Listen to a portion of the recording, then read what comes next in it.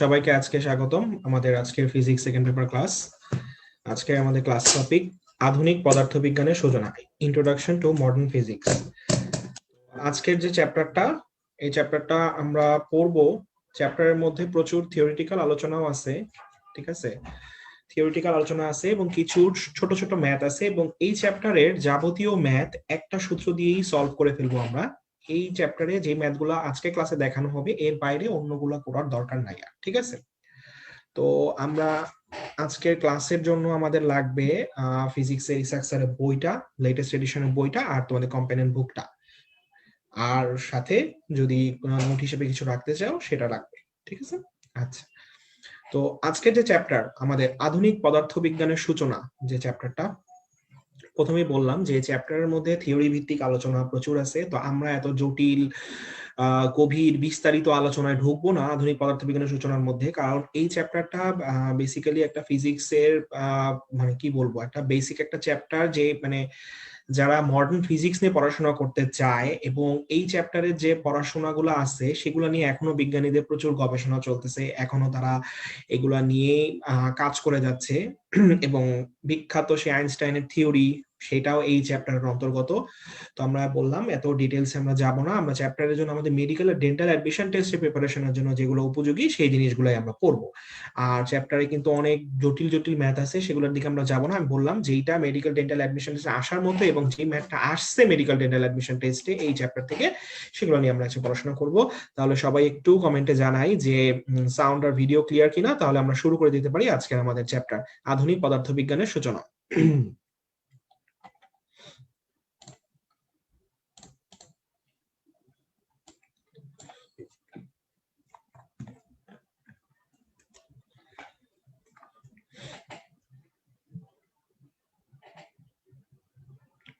আচ্ছা, জিশান ক্লিয়ারেন্স দিছে, lima clear, মোবারক clear. আচ্ছা ঠিক আছে, তাহলে আমরা আজকে শুরু করে দিই আমাদের চ্যাপ্টার আধুনিক পদার্থবিজ্ঞানের সূচনা। আচ্ছা, তো আধুনিক পদার্থবিজ্ঞানের সূচনায় স্ক্রিনে যাকে দেখতে পাচ্ছি তিনি কে? বিজ্ঞানী আলবার্ট আইনস্টাইন। আর যে কথা বলতেছে তার নাম ডাক্তার নাজমুস সাকিব সাওবান, যার নামটা আলবার্ট আইনস্টাইনের কপালের উপর লেখা আছে। তো যেহেতু আমরা আধুনিক পদার্থবিজ্ঞানের সূচনা পড়তেছি, তো অবশ্যই একটা আইনস্টাইনের ছবি দেখা উচিত। তো সেটা দিয়ে আমরা শুরু করে দিই, যেহেতু আধুনিক পদার্থবিজ্ঞানের সাথে ওতপ্রোতভাবে জড়িত একজন বিজ্ঞানীর নাম আইনস্টাইন। আচ্ছা, এবং আজকে আমরা আইনস্টাইনের কিছু আবিষ্কার সম্পর্কেও জানবো। আচ্ছা ঠিক আছে, তাহলে আমরা চলে যাই। ফার্স্টেই দেখো 8.1 নাম্বার আধুনিক পদার্থবিজ্ঞানের ধারণা, 8.1, পেজ নাম্বার 538, 538 নাম্বার পৃষ্ঠা, 538 নাম্বার পৃষ্ঠা, 538 নাম্বার পৃষ্ঠায় 8.1 আধুনিক পদার্থবিজ্ঞানের ধারণা। আচ্ছা, তো এই চ্যাপ্টারের শুরুতেই দেখো, একটু জুম ইন করলাম, এই চ্যাপ্টারের শুরুতেই যেটা আছে সেটা হলো এক গাদা বিজ্ঞানী নাম, আবিষ্কার, সাল। দেখো এইসব কিছু দেয়া আছে, বিজ্ঞানীদের নাম, আবিষ্কার, সাল, এই কথাবার্তাগুলা প্রচুর দেয়া আছে এই পুরা পেজটা জুড়েই, ঠিক আছে? তো আমরা এই চ্যাপ্টারের এই এতগুলা নাম, আবিষ্কার, সাল, এগুলা আর আমরা আলাদা করে বই থেকে খুঁজে বের করবো না। আমরা সবগুলা আবিষ্কার নাম একসাথে আমরা দেখবো আমাদের কম্প্যানিয়ন বুক থেকে। তোমাদের কম্প্যানিয়ন বুকটা একটু বের করো। কম্প্যানিয়ন বুকে এই চ্যাপ্টারের একদম শুরুতেই, এই চ্যাপ্টারের একদম শুরুতেই একটা ছক দেয়া আছে, একটা ছক দেয়া আছে। দেখো, কিছু বিজ্ঞানীর নাম এবং তাদের অবদান, এই ছকটা সবাই পড়ে ফেলবো। এই ছক থেকে এই চ্যাপ্টারে যাবতীয় বিজ্ঞানীদের নাম আবিষ্কার করে ফেলা যাবে, ঠিক আছে? আপেক্ষিকতা, বিশেষ তত্ত্ব কে আবিষ্কার করে, আপেক্ষিকতা সাধারণ তত্ত্ব কে আবিষ্কার করে, আলোর কণিকা তত্ত্ব কে আবিষ্কার করে, এই জিনিসগুলা। এখানে সবাই যেটা প্রশ্ন করে অনেকেই, যে এই চ্যাপ্টারের বিজ্ঞানীদের নাম আবিষ্কার করলাম, সালগুলা পড়তে হবে নাকি? না, সাল এখন আর মেডিকেল ডেন্টাল অ্যাডমিশন টেস্টের জন্য প্রিপারেশনের জন্য গুরুত্বপূর্ণ না। এটা শুধু এই চ্যাপ্টার না, বেশিরভাগ চ্যাপ্টারের জন্যই এখন আর একদমই গুরুত্বপূর্ণ না সাল। তারপরও কিছু সাল হয়তো অনেক সময় আসে পরীক্ষায়, সেটা আলাদা করে ক্লাসে বলে দেওয়া হবে, যেগুলো আলাদা করে পড়তে হবে, ঠিক আছে? আচ্ছা, তো তো আমরা যত আবিষ্কার আছে এই চ্যাপ্টারে সব আমরা পড়ে ফেলবো এই ছক থেকে। এখন এই ছকে একটা জিনিস আছে, দেখো, আলোক তড়িৎ ক্রিয়া। এই যে আলোর তড়িৎ ক্রিয়া লাস্টের দিকে আছে ছকের। এখানে আবিষ্কারকের নাম দেখো, তোমাদের কম্পানিয়ন বুকে দুইটা দেয়া আছে, একটা দেয়া আছে ডব্লিউ স্মিথ, একটা হেনরিক হার্টজ।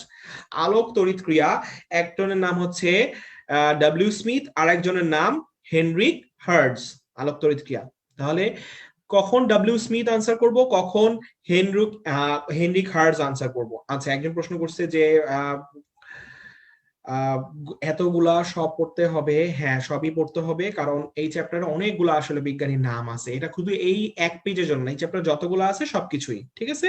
আচ্ছা, তো ডব্লিউ স্মিথ আর হেনরিক হার্টজ এর মধ্যে কখন আমরা আলোক তড়িৎ ক্রিয়া কে আবিষ্কার করে বলবো? দেখো, অ্যাকচুয়ালি আলোক তড়িৎ ক্রিয়ার আবিষ্কার হচ্ছে ডব্লিউ স্মিথ। এক আলোক তড়িৎ ক্রিয়ার অ্যাকচুয়াল আবিষ্কারকের নাম ডব্লিউ স্মিথ। তো হেনরিক হার্টজ কেন বলতেছে কম্পেনিয়ন বুকে দুইটা আনসার কেন দেয়া? কারণ দেখো এই লাইনটা বইয়ের খেয়াল করো, যে 1887 খ্রিস্টাব্দে জার্মান পদার্থবিজ্ঞানী হেনরিক হার্টজ পরীক্ষামূলকভাবে তড়িৎ চুম্বকীয় তত্ত্ব পরিষ্কার করেন। এই সময় তিনি তড়িৎ চুম্বকীয় তরঙ্গ নিয়ে পরীক্ষা নিরীক্ষার কালে আকস্মিকভাবে আলোক তড়িৎ ক্রিয়া আবিষ্কার করেন। তাহলে আমরা আমাদের ক্লু পেয়ে গেছি, যে আকস্মিকভাবে আলোক তড়িৎ ক্রিয়া আবিষ্কার করেন। তাহলে যদি তোমাকে পরীক্ষার প্রশ্নে বলে আকস্মিকভাবে আলোক তড়িৎ ক্রিয়া আবিষ্কার করেন কে, তাহলে আনসার হবে বিজ্ঞানী হেনরিক হার্টজ, যদি আকস্মিকভাবে কথাটা থাকে। আর যদি শুধু বলে আলোক তড়িৎ ক্রিয়া কে আবিষ্কার করেন, তাহলে আনসার হবে ডব্লিউ স্মিথ, ঠিক আছে। তাহলে পেয়ে গেলাম আমরা কখন আলোক তড়িৎ ক্রিয়া আবিষ্কারকের নাম কি বলবো। যদি প্রশ্নে লাইনটা বলা থাকে যে আকস্মিকভাবে আবিষ্কার করে কে, তাহলে হবে হেনরিক হার্টজ। আর যদি আকস্মিকভাবে না থাকে, তাহলে আবিষ্কার করে কে, ডব্লিউ স্মিথ। আচ্ছা, আর যদি কারো কাছে পুরাতন বই থেকে থাকে, দেখো এই জিনিসটা কিন্তু পুরাতন বইয়ে নাই, যে পদার্থ বিজ্ঞানের বিভিন্ন শাখা, আধুনিক পদার্থ বিজ্ঞানের বিভিন্ন শাখা, এই জিনিসটা পুরাতন বইয়ে আর নাই। তো পুরাতন বইয়ে নাই, নতুন বই অ্যাড করছে। যাদের পুরাতন বই তারা একটু, যদি পুরাতন বই পড়ে থাকো এই জিনিসটা অ্যাড করে নিও, তাহলে আধুনিক পদার্থবিজ্ঞানের বিভিন্ন শাখা। আচ্ছা, এখন আমরা চলে আসি পরবর্তী টপিক, সেটা হচ্ছে প্রসঙ্গ কাঠামো। প্রসঙ্গ কাঠামোর ভেতরে আসি। দেখো, এটাতে আমি আর বইয়ের স্লাইড নেই নাই, বইয়ের পরবর্তী পেজে প্রসঙ্গ কাঠামো আছে, আমি বইয়ের স্লাইড আর নেই নাই, আমি এটা নিয়ে নিছি আমাদের কম্পেনিয়ন বুকের অংশ, এবং তোমরা সেটা স্লাইডেও দেখতে পাচ্ছ প্রসঙ্গ কাঠামো জিনিসটা। তো প্রসঙ্গ কাঠামো বইয়ে অনেক হাবিজাবি, অনেক কঠিন করে কথাবার্তা লেখা আছে, ঠিক আছে। এত কিছুর মধ্যে আমরা যাব না, আমরা প্রসঙ্গ কাঠামো থেকে এই শুধুমাত্র এইটুকু অংশ পড়বো। হ্যাঁ, এই এই এই জিনিসটা থেকে আমরা শুধুমাত্র এইটুকু অংশই পড়বো প্রসঙ্গ কাঠামো থেকে, আর কিছু না। এখন দেখো, প্রসঙ্গ কাঠামো জিনিসটা অ্যাকচুয়ালি কি, অনেকে জানতে চায় যে এইটুকু পড়বো বুঝলাম, কিন্তু প্রসঙ্গ কাঠামো জিনিসটা কি? প্রসঙ্গ কাঠামোটা মানে কি? একটা রেফারেন্স পয়েন্ট, বা তুমি বলতে পারো মূল বিন্দু। ধরো একটা তোমার রুমে উপরে সিলিং এর সাথে একটা ফ্যান ঝুলতেছে, তো এই ফ্যানটা কোথায় অবস্থিত এটা বলার জন্য তোমাকে একটা রেফারেন্স পয়েন্ট লাগবে, যার ভিত্তিতে তুমি ফ্যানের অবস্থানটা বলবা।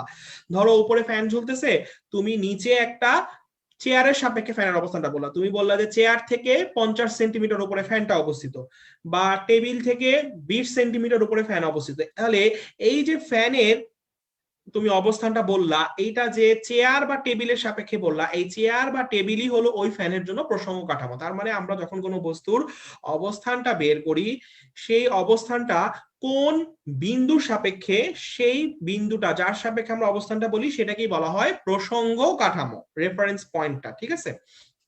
আচ্ছা, এখন দেখো প্রসঙ্গ কাঠামো তো বুঝলাম, প্রসঙ্গ কাঠামো থেকে আমাদের কি লাগবে? প্রথমে প্রসঙ্গ কাঠামো কয় প্রকার? দুই প্রকার দেখতে পাচ্ছি, একটা হচ্ছে জড় আর অজড়, একটা জড় আর একটা অজড়। আর কি লাগবে? কে কোনটা?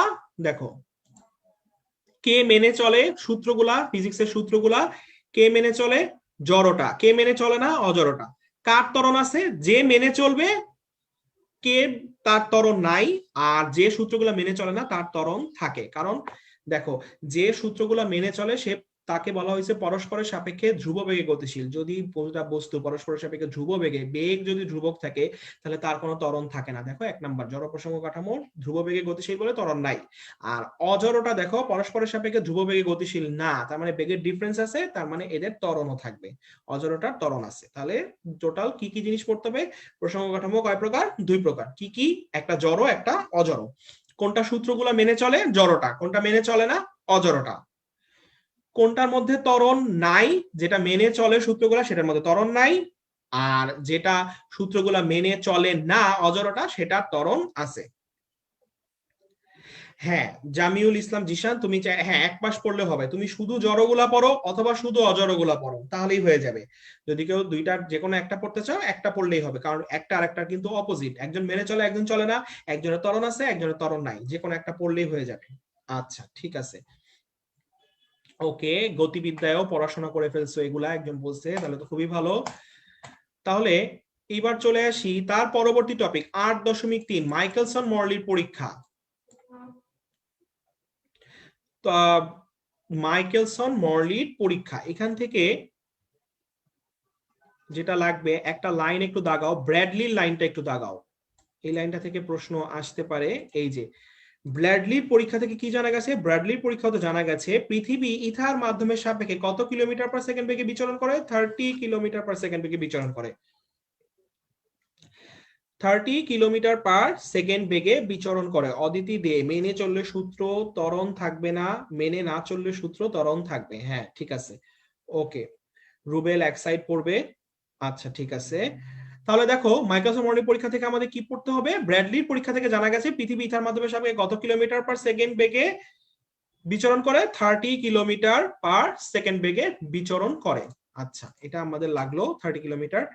এখন পরীক্ষার ফলাফল বিশ্লেষণে আসো, আমাদের সামাজিক প্রেক্ষাপটের মতো, আমাদের সামাজিক প্রেক্ষাপটে আমরা কি পরীক্ষা দিলাম সেগুলা ইম্পর্টেন্ট না, আমাদের পরীক্ষা দেওয়ার পর পরীক্ষার ফলাফল কি হয়েছে সেটাই সবাই জানতে চায়। তেমনই এই মাইকেলসন মর্লির ক্ষেত্রে সেম, আমাদের মাইকেলসন মর্লি কি পরীক্ষা করছে সেটা আমাদের ইম্পর্টেন্ট না তেমন একটা, আমাদের ইম্পর্টেন্ট হলো পরীক্ষার ফলাফল বিশ্লেষণটা, পরীক্ষার ফলাফলে কি পাওয়া গেছে তাদের সেটাই। ঠিক আছে, দেখো তিনটা জিনিস সবাই যদিও জানি এই জিনিসগুলা, তারপর দেখে রাখো যে ইথার বলতে মহাবিশ্বে কিছুই নাই, গ্যালিলিও রূপান্তর সঠিক নয়, আর আলোকের বেগ একটা ধ্রুবক রাশি, তিনটা জিনিস টোটাল। ইথার নাই, গ্যালিলিও রূপান্তর ভুল, আলোকের বেগ একটা ধ্রুবক রাশি, যেখানেই তিনটা জিনিস তিনটা বৈশিষ্ট্য আছে সেটাই আমাদের মেডিকেল ডেন্টাল অ্যাডমিশন টেস্টে প্রিপারেশনের জন্য একটা ইম্পর্টেন্ট জিনিস। সো যেহেতু এখানে তিনটা আছে পয়েন্ট এবং তিনটা পয়েন্টই বোল্ড করে দেয়া আছে, সো আমাদের তিনটা পয়েন্টের নাম একটু মনে রাখতে হবে, তিনটা পয়েন্টের কথাবার্তা একটু মনে রাখতে হবে। কি প্রশ্ন আসতে পারে আমরা দেখি, একটা মেডিকেল ডেন্টাল অ্যাডমিশন টেস্টের প্রশ্ন, বলো এটার আনসার কি হবে। নিচের কোনটা মাইকেলসন মর্লির পরীক্ষার সিদ্ধান্ত নয়, ইথার বলতে মহাবিশ্বে কিছুই নাই, লরেন্স রূপান্তর সঠিক নয়, আলোকের বেগ ধ্রুবক রাশি, গ্যালিলিও রূপান্তর সঠিক নয়।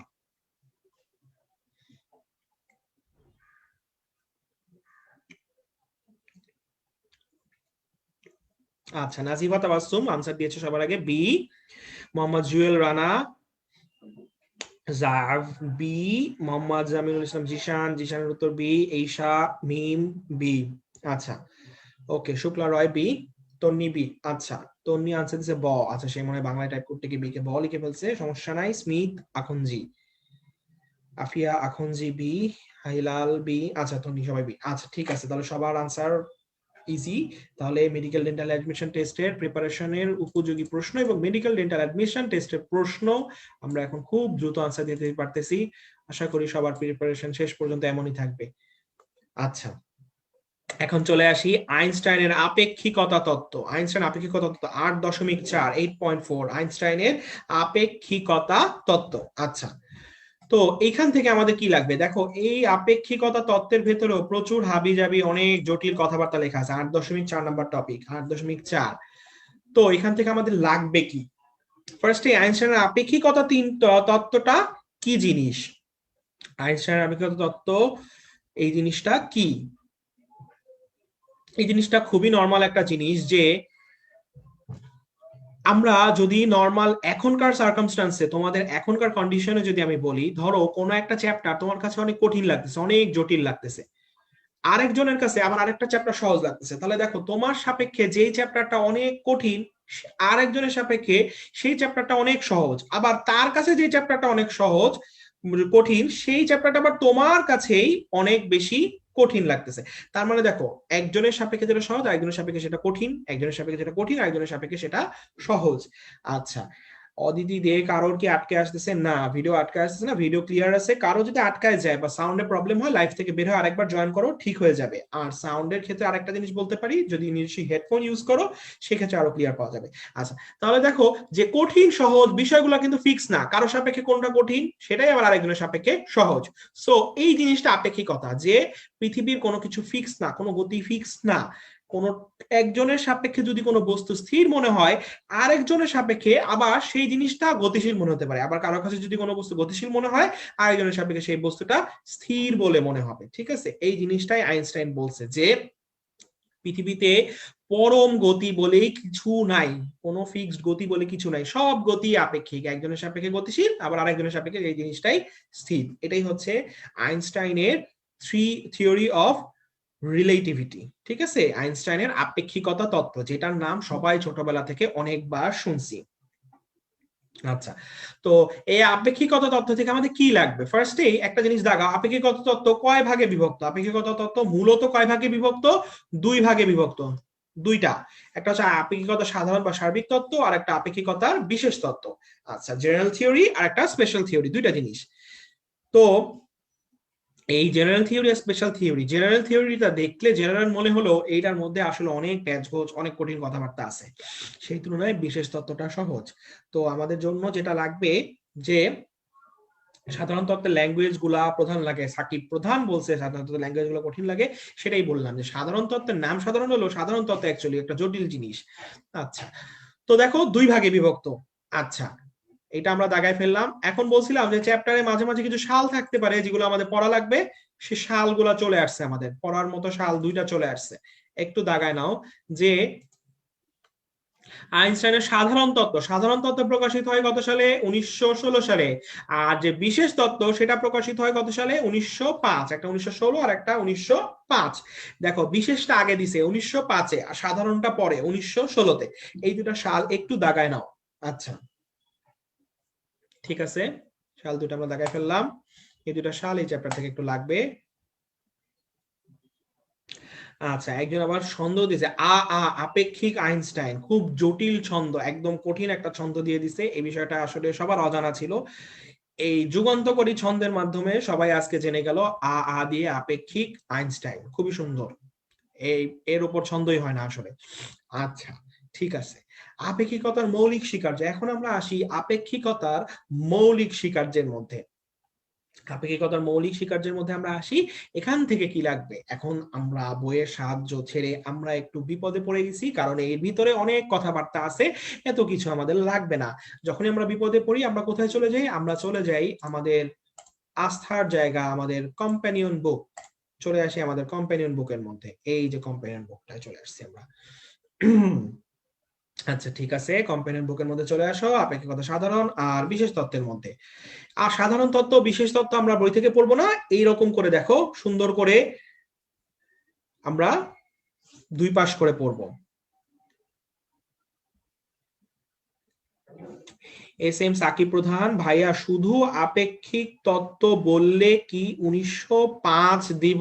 আচ্ছা, তুমি আপেক্ষিক তত্ত্ব বললে, যদি শুধু আপেক্ষিক তত্ত্ব বলে অ্যাকচুয়ালি সেক্ষেত্রে 1905-এ আনসার করা উচিত। তোমার বইয়ে, অন্য কোনো বইয়ে, তপন স্যার বা তফাজ্জল স্যারের বইয়ে কি এরকম সরাসরি লাইন দেয়া আছে নাকি যে আপেক্ষিকতা তত্ত্ব 1905 সালে আবিষ্কার হয়? সেটা একটু দেখে নিও, হ্যাঁ। আর যদি এরকম লাইন না দেয়া থাকে তাহলে শুধু আপেক্ষিক তত্ত্ব আসার কথা না পরীক্ষার প্রশ্নে, ঠিক আছে। আর যদি আমরা জেনারেল সেন্স থেকে আনসার করি আপেক্ষিক তত্ত্ব কত সালে আবিষ্কার হয়, তাহলে 1905-ই বলা উচিত, কারণ প্রথম তত্ত্বটা তো 1905-এ আবিষ্কার হয়। আচ্ছা, ঠিক আছে, ওকে। তাহলে আমরা এখন আসি বিশেষ তত্ত্ব আর সাধারণ তত্ত্বের মধ্যে।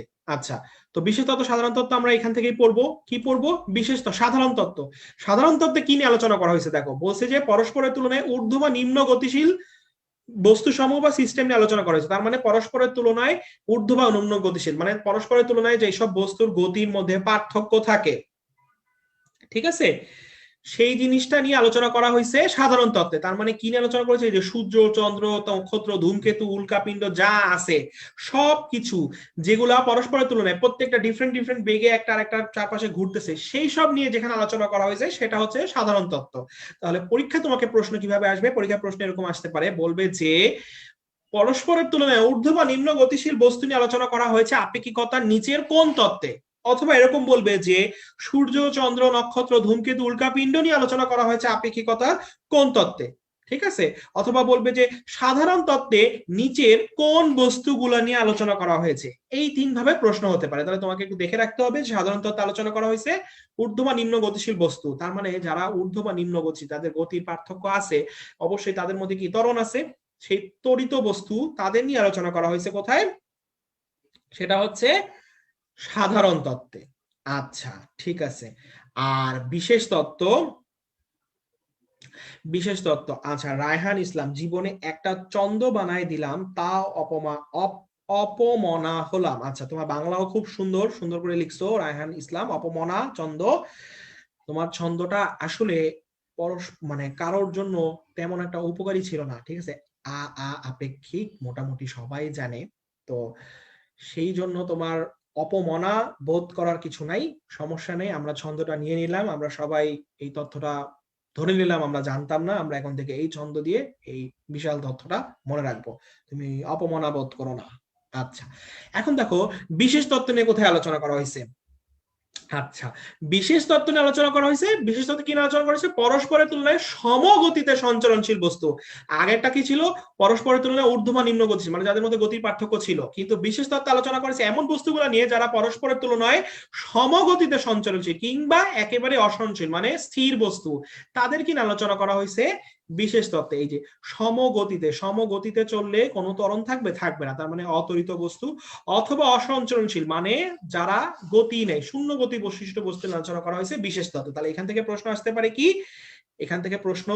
আসতে পারে কি? প্রশ্নে বলবে যে শূন্য গতি সম্পন্ন বস্তু নিয়ে আলোচনা করা হয়েছে আপেক্ষিকতার কোন তত্ত্বে? সেটা হবে বিশেষ তত্ত্ব। আর বলবে যে গতিশীল বস্তু নিয়ে আলোচনা করা হয়েছে কোন তত্ত্বে? সেটা হবে সাধারণ তত্ত্ব। আচ্ছা ঠিক আছে, এখন আসি আপেক্ষিকতার বিশেষ তত্ত্ব কি। আপেক্ষিকতার বিশেষ তত্ত্ব কয়টা স্বীকার্যের উপর প্রতিষ্ঠিত? দুইটা স্বীকার্যের উপর। আপেক্ষিকতার বিশেষ তত্ত্ব কয়টা স্বীকার্যের উপর প্রতিষ্ঠিত? দুইটা স্বীকার্যের উপর। আচ্ছা রাবেয়া আক্তার কি বলছে, দুইটা কি পড়বো নাকি একটা? আচ্ছা তুমি চাইলে একটা সাইড পড়তে পারো, কোনো সমস্যা নাই সাধারণ আর বিশেষ তত্ত্বের মধ্যে, তবে এখানে এত বড় কিছু নাই, তো তুমি দুইটাই পড়ে ফেলতে পারো, মানে এত জটিল বা ওরকম কঠিন কথাবার্তা নাই। আচ্ছা ঠিক আছে, তারপরে তাহলে আমরা দুইটা পড়লাম। এখন আমরা আসি যে জিনিসটা, আপেক্ষিকতার বিশেষ তত্ত্ব কয়টা স্বীকার্যের উপর প্রতিষ্ঠিত? দুইটা মৌলিক স্বীকার্যের উপর প্রতিষ্ঠিত। দুইটা মৌলিক স্বীকার্য, কয়টা? দুইটা। তাহলে প্রথম স্বীকার্যকে বলা হয় আপেক্ষিকতার নীতি। এই জিনিসটা বইয়ে একটু লিখে নাও, প্রথম স্বীকার্যের নামটা বইয়ে লেখা নাই, আপেক্ষিকতার নীতি। প্রথম স্বীকার্যের আরেক নাম হচ্ছে আপেক্ষিকতার নীতি, এটা আমাদের একটু লাগবে। প্রথম স্বীকার্যের আরেক নাম কি? আপেক্ষিকতার নীতি। আর দ্বিতীয় স্বীকার্যের আরেক নাম কি? আলোর দ্রুতি ধ্রুবতার নীতি। এইটা আমাদের জন্য ইম্পর্টেন্ট, দ্বিতীয় স্বীকার্যটা আমাদের জন্য গুরুত্বপূর্ণ। আপেক্ষিকতার মৌলিক স্বীকার্যের দ্বিতীয় স্বীকার্যের নাম কি? আলোর দ্রুতি ধ্রুবতার নীতি। বইয়ে একটু লিখে নাও, বইয়ে কিন্তু লিখা নাই মনে হয়, যে দ্বিতীয় স্বীকার্যের নাম হচ্ছে আলোর দ্রুতি ধ্রুবতার নীতি, আর প্রথম স্বীকার্যের নাম হচ্ছে আপেক্ষিকতার নীতি। আচ্ছা, তো আলোর জ্যোতি ধ্রুবতার নীতি আমাদের জন্য কেন ইম্পর্টেন্ট বললাম, কারণ এই সেই আলোর জ্যোতি ধ্রুবতার নীতি যেটা তুমি ছোটবেলা থেকে শুনে আসতেছো, যে আলোকের বেগ ধ্রুবক, 3 × 10⁸ মিটার পার সেকেন্ড, ছোটবেলা থেকে শুনে আসতেছো। এই নীতিটা আসছে এই আপেক্ষিকতার এই 2 নম্বর মৌলিক স্বীকার্য থেকেই। আচ্ছা প্রশ্ন আসতে পারে কি, যে আলোর জ্যোতি ধ্রুবতার নীতি আপেক্ষিকতার মৌলিক স্বীকার্যের কত নং স্বীকার্য? 2 নং। অথবা বলবে মৌলিক স্বীকার্যের 2 নং স্বীকার্যের নাম কি? আলোক জ্যোতি ধ্রুবতার নীতি, এভাবে আসতে পারে। আচ্ছা ঠিক আছে। আর আরেকটা কি জিনিস, আরেকটা জিনিস হচ্ছে পরীক্ষার একটা প্রশ্ন এখান থেকে কিভাবে আসতে পারে, এই যে বললাম আলো জ্যোতি ধ্রুবতার নীতি, মানে আলো সর্বদাই ধ্রুবক। আলো তুমি যেখানেই যাও শূন্য স্থানে, তুমি তোমার গতি যেটাই থাক, তোমার পর্যবেক্ষণ যেই স্থান থেকেই হোক, শূন্য স্থানে আলোর গতি ধ্রুবক মানে ধ্রুবক, 3 × 10⁸ মিটার পার সেকেন্ড, যেটাকে আমরা সি দিয়ে প্রকাশ করি। তাহলে এখান থেকে প্রশ্ন কি আসবে? এই যে প্রশ্ন, দেখো প্রশ্ন কিরকম আসতে পারে।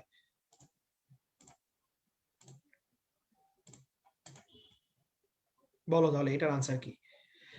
Quiz time. একজন পর্যবেক্ষক v1 বেগে শূন্য মাধ্যমে আলোর বেগের দিকে এগিয়ে যাচ্ছে, তার কাছে আলোর বেগ কত মনে হবে? v1 + c, v1 - c, c - v1।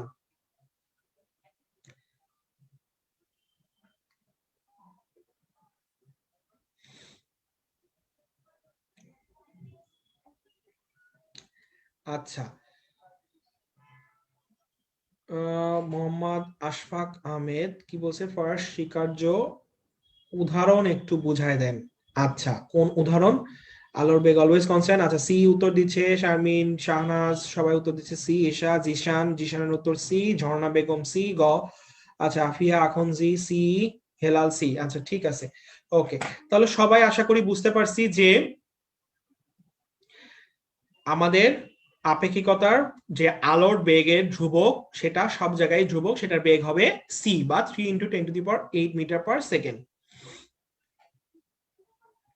আচ্ছা ঠিক আছে। আচ্ছা, প্রথম স্বীকার্যের যেটা একজন বুঝতে চাইলো, প্রথম স্বীকার্যটা হচ্ছে ফিজিক্সের নর্মাল ল গুলো যেখানে অ্যাপ্লাই করা যায়। ধরো দুইটা বাস পাশাপাশি চলতেছে, দুইটা বাস সেম গতিবেগে পাশাপাশি চলতেছে, একটা বাসের মধ্যে তুমি আর তোমার পাশে দুইজন মানুষ বসে আছো, এদের মধ্যে তুমি ফিজিক্সের ল গুলা সেম, মানে ফিজিক্সের ল গুলা তুমি অ্যাপ্লাই করতে পারবে। এরা ফিজিক্সের ল গুলা সবার জন্য সেম হবে, তোমার জন্য যা সেম হবে, তোমার পাশে যে মানুষটা বসে আছে একটা বাসের মধ্যে তার জন্য ফিজিক্সের ল সেম হবে। এটাই হচ্ছে প্রথম স্বীকার্য, ঠিক আছে, যেগুলা নর্মালি ফিজিক্সের ল অ্যাপ্লাই করা যায় যাদের উপরে। আর দ্বিতীয় স্বীকার্য এই কারণেই আসছে যে আলোর ক্ষেত্রে তুমি ফিজিক্সের ল নর্মালি অ্যাপ্লাই করতে পারতেছো না, কারণ আলোর বেগ শূন্যস্থানে ধ্রুবক, কোনো বেগের কোনো হিসাব নাই, আলোর বেগ ধ্রুবক মানে ধ্রুবক, 3 × 10⁸ মিটার পার সেকেন্ড। ওকে, আচ্ছা ঠিক আছে। এখন আমরা চলে যাচ্ছি লরেন্জের রূপান্তর।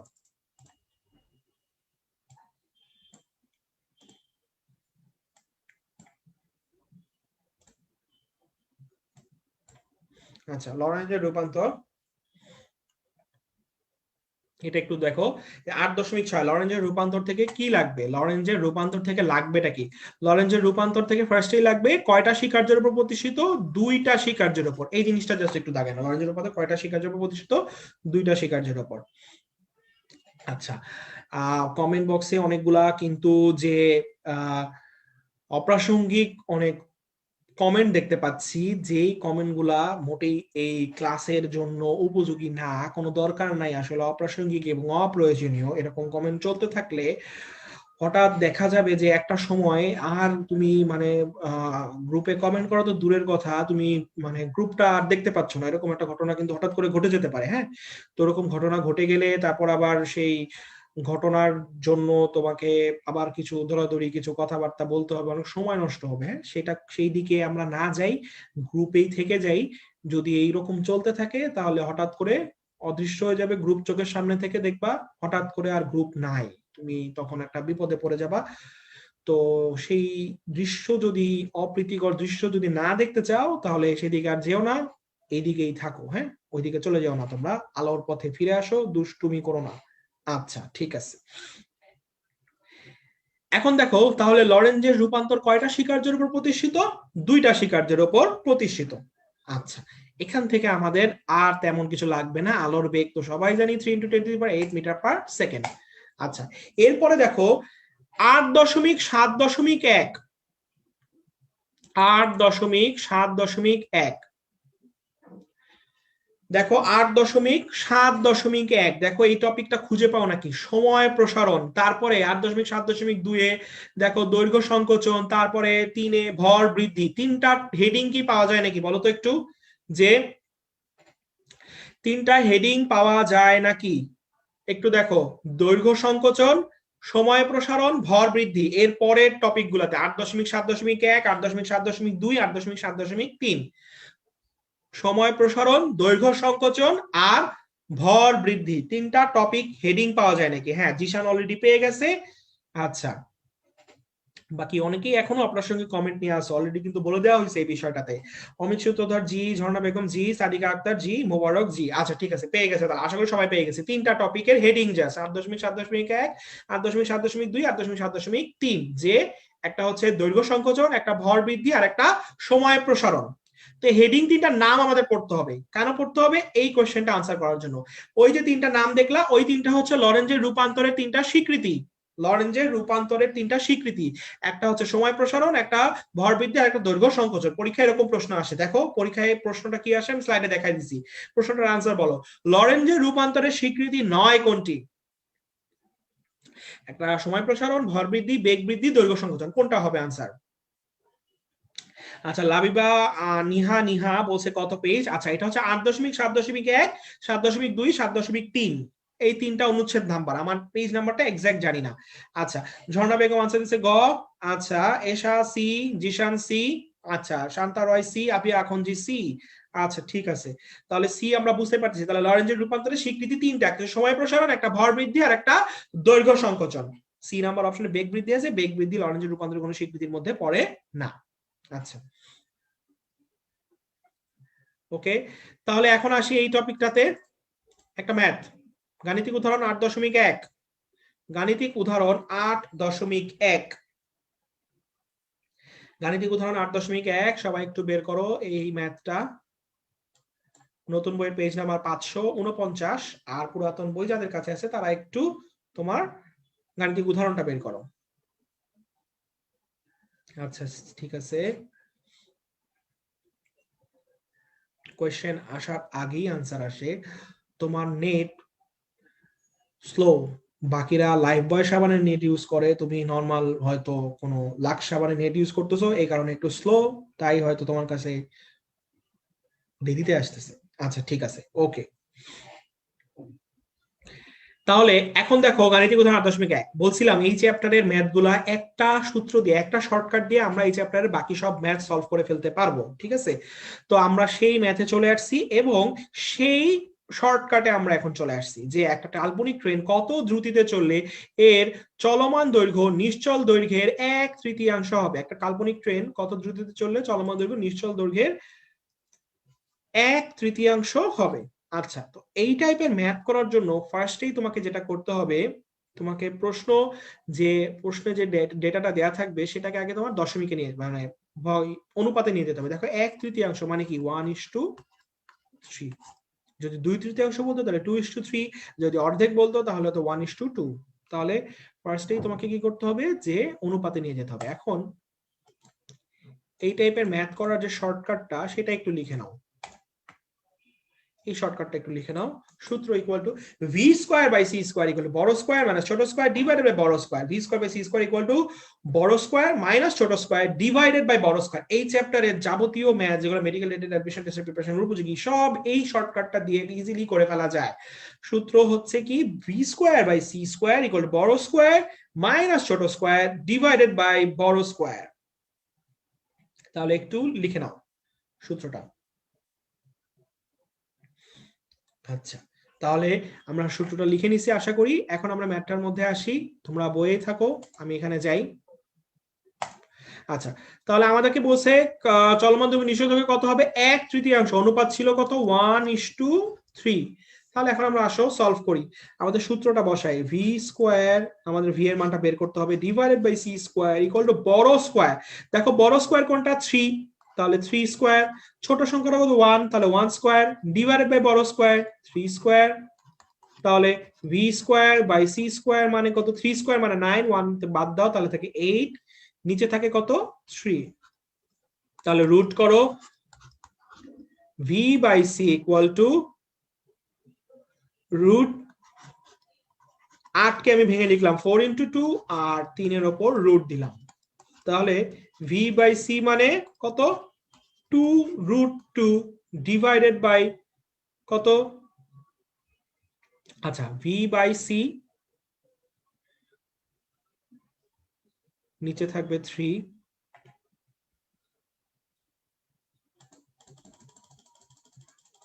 ওয়েট আমি একটু মুছে নেই। দেখো V square by C square মানে হচ্ছে যে উপরে 8 নিচে আসবে 9, এটা হবে 9। তাহলে ভি বাই সি মানে কত, রুট করো √9। আচ্ছা, এখন আসো ভি বাই সি মানে তাহলে কত, 4 কে রুট করলে 2, আর √2 ডিভাইডেড বাই 3। তো এই টাইপের ম্যাথে হ্যাঁ নিচে 9 হবে, হ্যাঁ শান্তরা নিচে 8/9 হবে, আমি ক্লারিফিকেশন করে দিছি। ভাই আরেকবার সূত্রটা দেখান। আচ্ছা লিপি আমি সূত্রটা দেখাবো, সমস্যা নাই। হ্যাঁ ওকে ঠিক আছে, 9 করে দিছি। আচ্ছা 2√2 ডিভাইডেড বাই 3, এই টাইপের ম্যাথ করার জন্য তোমাকে √2, √3, √4, √5, √6, √7 এগুলোর ভ্যালুগুলা একটু মনে রাখতে হবে, ঠিক আছে? আচ্ছা ঠিক আছে, তাহলে √2 এর মান কত, √2 এর মান হচ্ছে 1.4, তাহলে 2 ইন্টু 1.4 ডিভাইডেড বাই 3। তাহলে ভি বাই সি মানে কত আসে, এটা আসবে কত, 2.8/3, ঠিক আছে, 1.41 আসবে এটার আনসার। আচ্ছা ঠিক আছে, তাহলে আনসার চলে আসবে 1.4। ওকে, না তাহলে ভি বাই সি মানে 2.8। এখন তুমি যেটা করবা সেটা হচ্ছে যে ভি মানে কত, তাহলে 3 ইন্টু 10⁸ ইন্টু 2.8 ডিভাইডেড বাই 3 কাটা দাও, তাহলে আনসার আসবে 2.8 ইন্টু 10⁸ আনসার। আচ্ছা ঠিক আছে, তাহলে আশা করি সবাই মানে ভেঙে ভেঙে পুরোটা দেখাইছি, সবাই আশা করি বুঝতে পারছি। যদি কেউ কোনো কারণে মিস করে যায়, স্কিপ করে যায়, লাইভ তো থাকবেই, সেখান থেকে আরেকবার দেখে নিতে পারবো। ঠিক আছে, তাহলে এটা হচ্ছে এই টাইপের ম্যাথ করার শর্টকাট। ওকে, তাহলে প্রথমে কি করবা, প্রথমেই তুমি মোটামুটি যে ডেটাটা দেওয়া থাকবে সেটাকে কি করবা, সেটাকে তুমি অনুপাতে নিয়ে যাবা, তারপর বড় স্কয়ার মানে ছোট স্কয়ার ডিভাইডেড বাই বড় স্কয়ার। আচ্ছা, তো একজন একটু সূত্রটা দেখতে চলো, আমি সূত্রটা আরেকবার একটু দেখাই দিচ্ছি। V square by C square equal to বড় স্কয়ার মানে ছোট স্কয়ার ডিভাইডেড বাই বড় স্কয়ার, এটা হচ্ছে সূত্রটা। উপরে বড় স্কয়ার থেকে ছোট স্কয়ার বিয়োগ, নিচে ভাগ হবো বড় স্কয়ার দিয়ে। আচ্ছা, এরপরে চলে আসি পারমাণবিক ভর একক।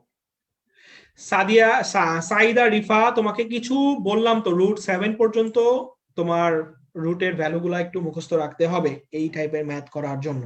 আচ্ছা, ভেজাল্লা ক্যালকুলেশন, মনিরুল ইসলাম, ভেজাল্লা ক্যালকুলেশন একটু করতে হবে, কারণ এই ম্যাথটাই মেডিকেল ডেন্টাল অ্যাডমিশন টেস্টে একবার চলে আসছে। ঠিক আছে, আর মুন্নি বলছে শর্টকাট এত বড়, আরে শর্টকাট এত বড় না, আমি তো ভেঙে ভেঙে দেখাইছি তোমাদেরকে করানোর জন্য, এই জন্য এত বড় লাগছে। যদি ভেঙে না দেখাতাম এটা এক লাইনে শেষ করে দেওয়া যেত। ঠিক আছে, আচ্ছা তাহলে দেখো 8.8.1 পারমাণবিক ভর একক। দেখো এইখানে সব মুখস্থ করার কিছু সংখ্যা কথাবার্তা আছে।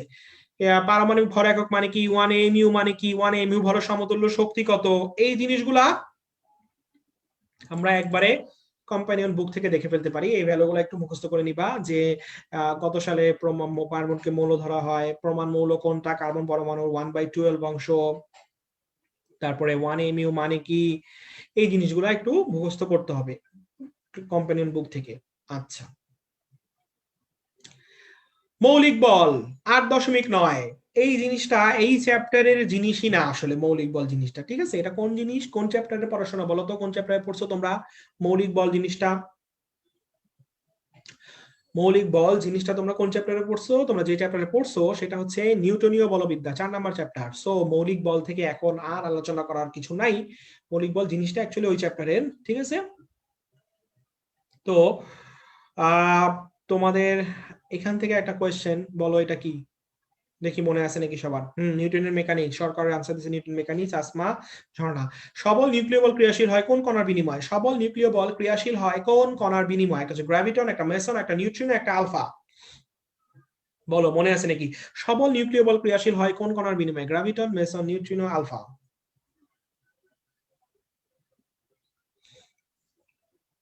গ্র্যাভিটন, মেসন, নিউট্রিনো, আলফা, কোন কণার বিনিময়ে সবল নিউক্লিয় বল ক্রিয়াশীল হয়? বি, বি, সবাই উত্তর দিচ্ছে বি। ওকে, আখি, সাদিয়া, এশা, জিশান, ঝর্ণা, মেসন, ঝর্ণা খ, আখুনজি 4th চ্যাপ্টার, আখুনজি এত স্লো। আচ্ছা, না পরে আবার আনসার দিছে বি। আচ্ছা ঠিক আছে, দে সমনা। আচ্ছা ঠিক আছে, তাহলে হবে কি মেসন। ওকে, এবার আমরা চলে আসি 8.11.2 ফোটন। 8.11.2 ফোটন। আচ্ছা, ফোটন, হ্যাঁ মারিয়া বিনতে মোবারক সে ছন্দটাই দিয়ে দিছে, মশদ মানে গমন, ততে ফোটন। আলিয়া ফেরদৌসি কাকুরির কমেন্ট দেখা যায় না, দেখা যায় সবার কমেন্টই, কারোর কমেন্ট অদৃশ্য থাকে না, লাইভে কমেন্ট করলে অবশ্যই দেখা যায়। 8.11.2 ফোটন। ফোটনের মধ্যে আসি এখন। ফোটনের দেখো টোটাল 8টা ধর্ম দেয়া আছে, 8টা বৈশিষ্ট্য ফোটনের দেয়া আছে। ফোটনের টোটাল বৈশিষ্ট্য দেয়া আছে 8টা। এই 8টা বৈশিষ্ট্য আমরা কি করব, 8টা বৈশিষ্ট্যের মধ্যে আমরা অবশ্যই কোনো একটা টেকনিক অ্যাপ্লাই করব, যেটাতে আমরা ফোটনের বৈশিষ্ট্যগুলো মনে রাখবো। দেখো, ফোটনের শুধুমাত্র স্পেসিফিক কিছু বৈশিষ্ট্য আছে, বাকি কোনো বৈশিষ্ট্য ফোটনের নাই। তার জন্য আমরা একটা ছন্দ দেখব, লিখে নাও। ফোটনের শক্তি ও ভক্তি আছে, ফোটনের শক্তি ও ভক্তি আছে, ফোটনের শক্তি ও ভক্তি আছে। তাহলে দেখো কোনটা দেখি, ফোটন মানে তো ফোটন বুঝতেছি, শক্তি মানে শক্তি, আর ভক্তির ভ দিয়ে ভরবে, কতে কণা ধর্ম, ততে তরঙ্গ ধর্ম।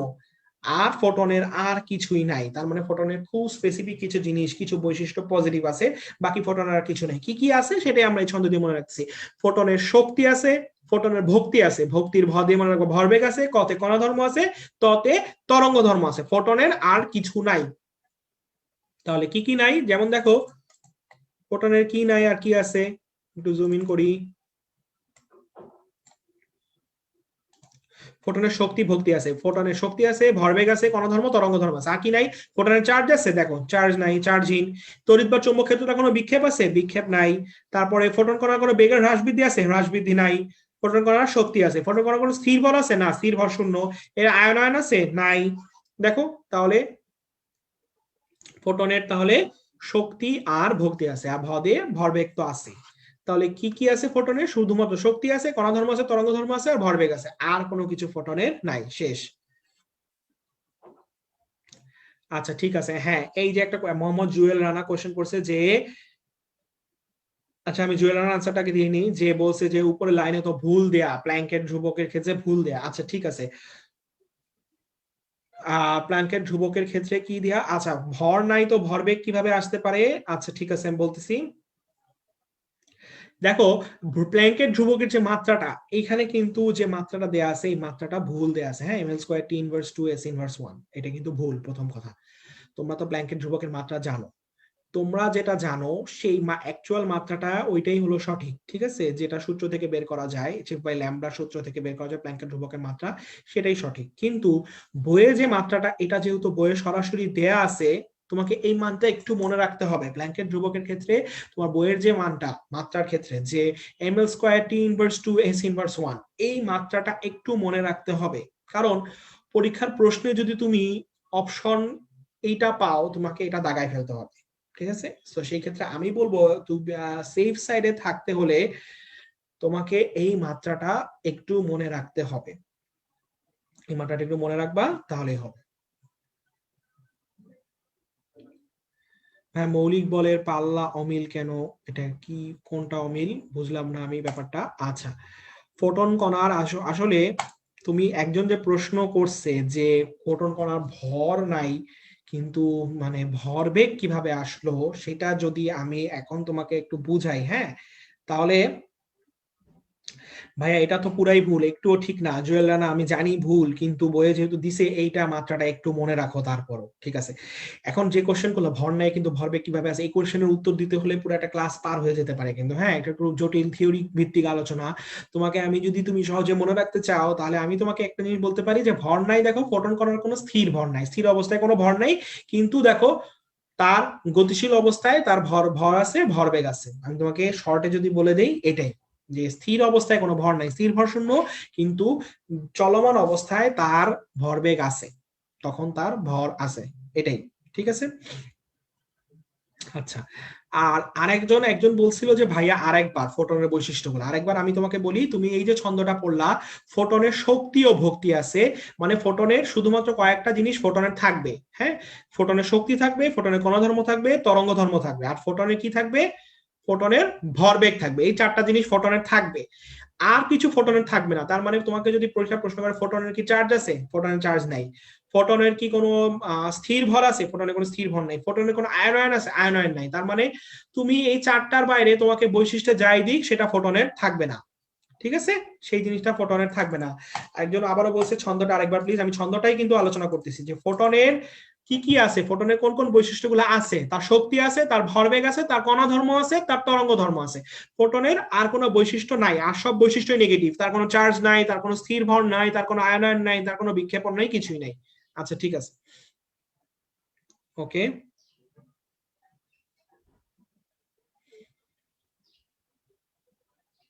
আচ্ছা ঠিক আছে, এখন আমরা চলে যাই যে এক্স রে। এক্স রে বা রঞ্জন রশ্মি। দেখো এইখানে কোমল আর কঠিন এক্স রে নিয়ে অনেকেরই অনেক ঝামেলা হয়। কোমল এক্স রে আর কঠিন এক্স রে বৈশিষ্ট্যগুলো নিয়ে, কোমল এক্স রে আর কঠিন এক্স রে বৈশিষ্ট্যগুলো নিয়ে একটু ঝামেলা বাঁধে, ঠিক আছে? কোমল এক্স রে কঠিন এক্স রে এর বৈশিষ্ট্যগুলো আমরা আর মুখস্থ করব না, আমরা একটা ছন্দ দিয়ে কোমল আর কঠিন এক্স রে বৈশিষ্ট্যগুলোর পার্থক্য করে ফেলবো। ছন্দটা একটু লিখে নাও। ফার্স্টে আমরা কোমল এক্স রে বৈশিষ্ট্যগুলো মনে রাখবো, আর কঠিনের গুলা মনে রাখবো না, আমরা শুধু কোমলের বৈশিষ্ট্যগুলো মনে রাখবো। লিখে নাও। ল্যামডা বেশি চাপে লুচি হয়। ল্যামডা বেশি চাপে লুচি হয়। ল্যামডা বেশি চাপে লুচি হয়। ল্যামডা বেশি চাপে লুচি হয়। তাহলে ল্যামডা দিয়ে কি হবে? ল্যামডা মানে তো তুমি জানোই তরঙ্গ দৈর্ঘ্য, বেশি তো বেশি, চাপ মানে চাপ। তাহলে ফোটনে তাহলে হচ্ছে যে কোমল এক্স এর কি কি বেশি? ল্যামডা বেশি, এই পাশে আছে ল্যামডা, ল্যামডা বেশি এবং তার চাপ বেশি। লুচির ল দিয়ে মনে রাখবা তুমি, কোমলের ল দিয়ে লুচির ল মনে রাখবা, ঠিক আছে? ল দিয়ে মনে রাখবা কোমলের ল। আর চি দিয়ে হবে চিকিৎসা বিজ্ঞানে ব্যবহৃত হয়। আচ্ছা ঠিক আছে, তাহলে তুমি কোমল এক্স রে সবগুলো বৈশিষ্ট্য একটা ছন্দ দিয়ে মনে রাখতেছো। ল্যামডা বেশি চাপে লুচি হয়। ল্যামডা, ল্যামডা কি? ল্যামডা যে তরঙ্গ দৈর্ঘ্য আর চাপ দিয়ে চাপ, এই দুটো হলো কোমল এক্স রে বেশি। আর লুচির ল দিয়ে মনে রাখবা কোমলের বৈশিষ্ট্য পড়তেছো, আর চি দিয়ে মনে রাখবা এটার ব্যবহারটা চিকিৎসা বিজ্ঞানে ব্যবহৃত হয়। তার মানে কোমল এক্স রে ল্যামডা বেশি, তার মানে কঠিন এক্স রে ল্যামডা কম। কোমল এক্স রে চাপ বেশি, তার মানে কঠিন এক্স রে চাপ কম। আর কোমল এক্স রে ব্যবহৃত হয় চিকিৎসা বিজ্ঞানে। তাহলে কঠিন এক্স রে একটা ব্যবহার আছে, সেটা একটু আলাদা করে নিচে লিখে দিছি। দেখো, কঠিন এক্স রেটা ব্যবহৃত হয় গবেষণায় ব্যবহৃত হয়। কঠিন এক্স রেটা ব্যবহৃত হয় গবেষণার কাজে। আর কোমলটা তো তুমি লুচির চি দিয়ে মনে রাখতেছো চিকিৎসা বিজ্ঞানে। আচ্ছা,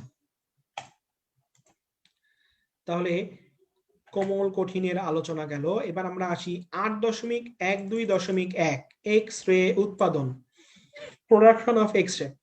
এক্স রে উৎপাদন থেকে কি লাগবে আমাদের? কয়টা পদ্ধতি আছে, পদ্ধতিগুলোর নাম একটু লাগবে। দেখো, এক্স রে উৎপাদনের পদ্ধতি কয়টা? টোটাল 3টা পদ্ধতি আছে। একটা হচ্ছে গ্যাস নল, একটা কুলিজ, আর একটা বিটাট্রন। একটা গ্যাস নল পদ্ধতি, একটা কুলিজ নল পদ্ধতি, আর একটা বিটাট্রন পদ্ধতি। আচ্ছা, তো 3টা নাম আমরা একটা অদ্ভুত ছন্দ দিয়ে মনে রাখবো, বট গাছে কুল। বট গাছে কুল, বট গাছে কুল। বট দিয়ে ব দিয়ে বিটাট্রন, গ দিয়ে গ্যাস নল, কু দিয়ে কুলিজ। 3টা পদ্ধতি আমরা 3টা নাম দিয়ে মনে রাখলাম, বট গাছে কুল, বিটাট্রন, গ্যাস নল আর কুলিজ। আচ্ছা, এটা হলো এক্স রে উৎপাদনের 3টা পদ্ধতি। ওকে, এবার আমরা আসি এক্স রে ধর্ম, properties of X rays. X ray ধর্মগুলো আমরা একটু দেখি। আচ্ছা, এক্স রে ধর্মগুলা কি? এক্স রের প্রত্যেকটা ধর্ম আমাদের কি ভৌত আলোক বিজ্ঞান চ্যাপ্টারে যে তোমাদের যে বিভিন্ন তেজস্ক্রিয় পদার্থের ধর্মগুলো আছে, আর এক্স রে ধর্ম কিন্তু সব সেম, সবই সেম জিনিস। এক্স রে ধর্ম আর ওই পদার্থগুলোর ধর্ম সবই সেম। তো আমরা এখান থেকে আর এক্স রে ধর্ম আলাদা করে পড়বো না। আমরা যেটা করব, 3টা বৈশিষ্ট্য, 3টা ধর্ম আমরা একটু মার্ক করব এক্স রে ক্ষেত্রে। তুমি মার্ক করো 2 নাম্বারটা, 2, তারপরে 4, 2 করো, 4 করো, আর করো হচ্ছে 9। 2, 4, 9, এই 3টা জিনিস। 2, 4, 9, এই 3টা জিনিস। এই 3টা জিনিস আমি মার্ক করলাম এই কারণে যে এক্স এর এই 3টা বৈশিষ্ট্য নেগেটিভ বৈশিষ্ট্য, মানে এই 3টা মধ্যে নেগেটিভ কথা আছে, মানে 3টা বৈশিষ্ট্য না বোধক। দেখো, প্রথমটা, এক্স রে অদৃশ্য, দেখা যায় না। তারপর এর তরঙ্গ দৈর্ঘ্য সাধারণ আলোকে তরঙ্গ দৈর্ঘ্য অপেক্ষা কেমন? ছোট। 9 নাম্বার, এটা বিদ্যুৎ চুম্বকীয় ক্ষেত্রটা বিক্ষিপ্ত হয় না। 3টা জিনিস তুমি একটু মার্ক করে নাও, ঠিক আছে? এই 3টা জিনিস তুমি একটু মার্ক করে নাও, এই 3টা জিনিস মার্ক করে নাও। তোমার এই 3টা বৈশিষ্ট্য আলাদা করে একটু মনে রাখো, কারণ এক্স রে এই 3টা বৈশিষ্ট্য নেগেটিভ, এক্স রে বাকি সব বৈশিষ্ট্য পজিটিভ, শুধুমাত্র এই 3টা বৈশিষ্ট্যের মধ্যে একটু নেগেটিভ জিনিস আছে, যে এক্স রে দেখা যায় না, সাধারণ আলোক ক্ষেত্র ছোট, আর চৌম্বক ক্ষেত্রটা বিক্ষিপ্ত হয় না, সুতরাং এর মধ্যে কোনো চার্জ নাই। ঠিক আছে, ওকে। তাহলে আমাদের এক্স রে বৈশিষ্ট্য সে এক্স রে বাকি কোনো কিছু মনে রাখলাম না, সবই পজিটিভ হবে। তুমি এই 3টা আলাদা করে একটু মনে রাখো, নেগেটিভ।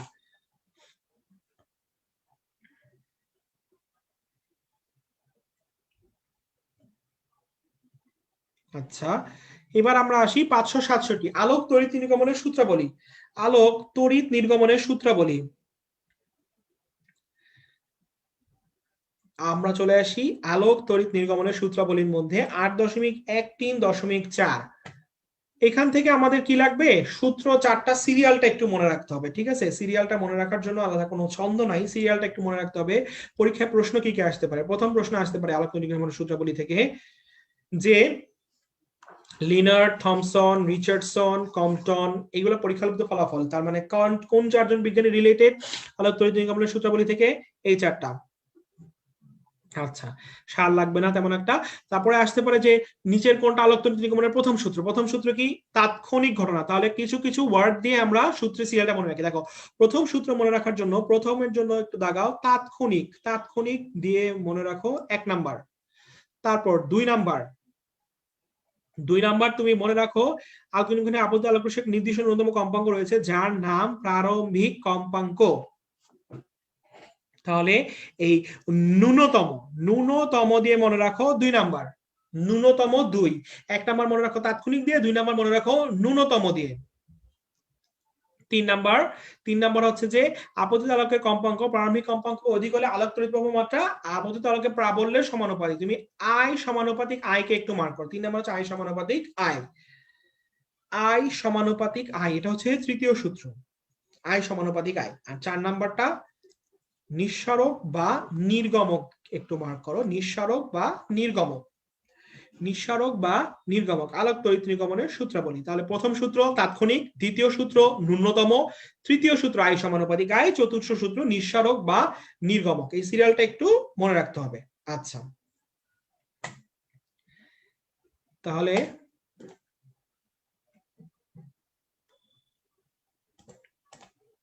আচ্ছা 566 পেজ, আচ্ছা 566 পেজ একজন বলছে, একজন বলছে 565 পেজ। আচ্ছা, যেগুলা ক্লাসে পড়াচ্ছি সেগুলো তো অবশ্যই বেশি ইম্পর্টেন্ট, যেগুলো ক্লাসে কোনো কারণে দেখানো হয় না স্লাইডের মধ্যে, কেমন, তার মানে এই না যে সেগুলো একদম বাদ দিয়ে দিতে হবে, সেগুলো একটু দেখবা।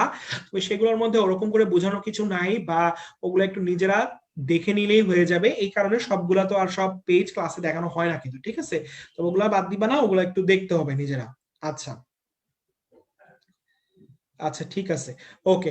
এখন আমরা আসি এক বিখ্যাত ছক, সারণী 8.2, সারণী 8.2, সিজিয়াম, পটাশিয়াম, সোডিয়াম, রূপা, তামা, সোনা, প্লাটিনাম এবং এগুলোর কার্য অপেক্ষকের মানগুলা। এই ছকের প্রত্যেকটা কার্য অপেক্ষকের মান মুখস্থ রাখতে হবে, ঠিক আছে?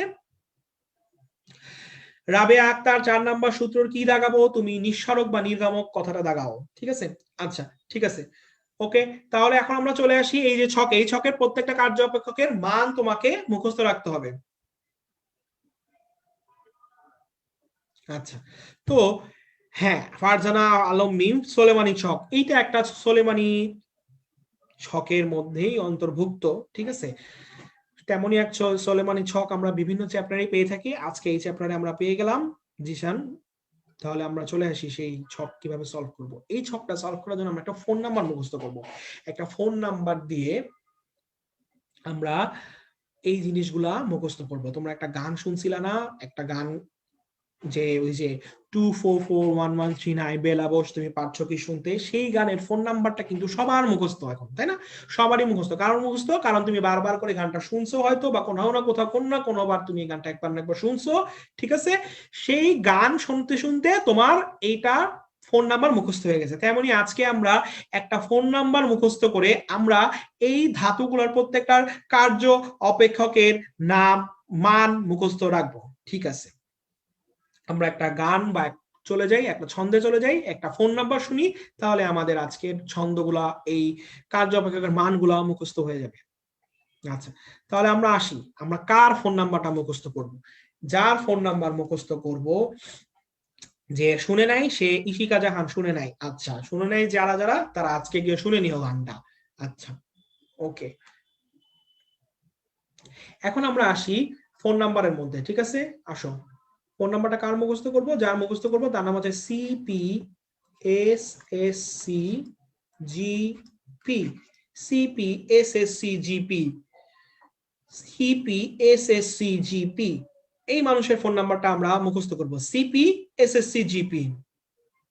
আচ্ছা, এখন কি ফোন নাম্বার মুখস্থ করব?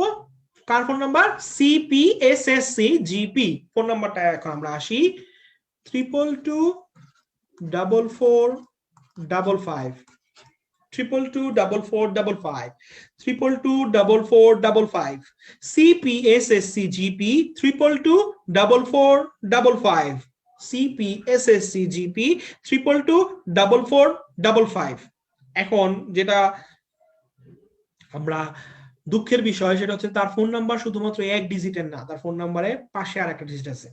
সেটা কি?